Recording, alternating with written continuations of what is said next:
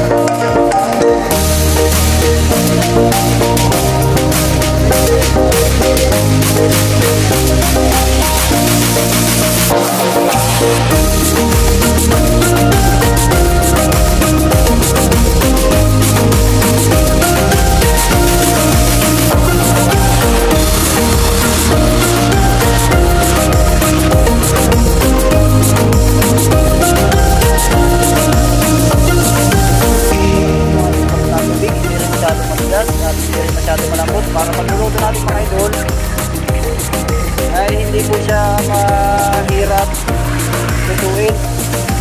Para paglagyan natin sa kutsara ay hindi siya makangayat mga idol, no? Saka para bilog na bilog din po yung ating homemade fishball para sa pagkaluto siya. Naulan tayo mga idol.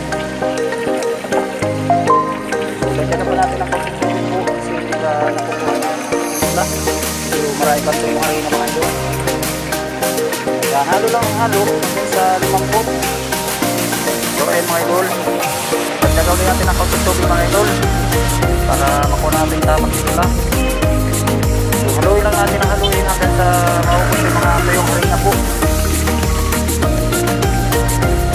So yan.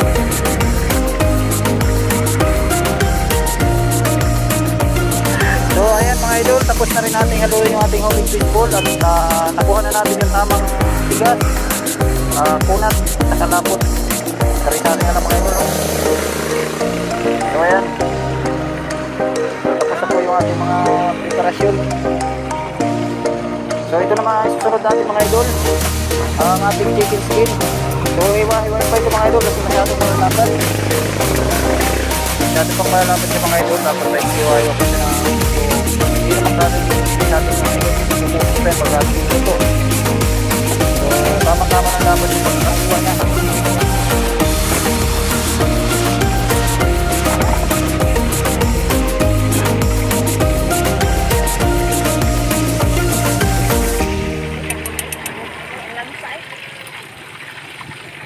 So So ayan, at minarinit na nga natin itong ating chicken skin mga idol. Para mamaya pagdating po sa pisto ay lulutuin na lang at nakababad na sa sarikado. Nilagyan na natin yan ng mga secret ingredients mga idol, pang pasarap. So ayan, marinate na natin yung ating chicken skin. So hanggang dito lang mga idol, maraming salamat po.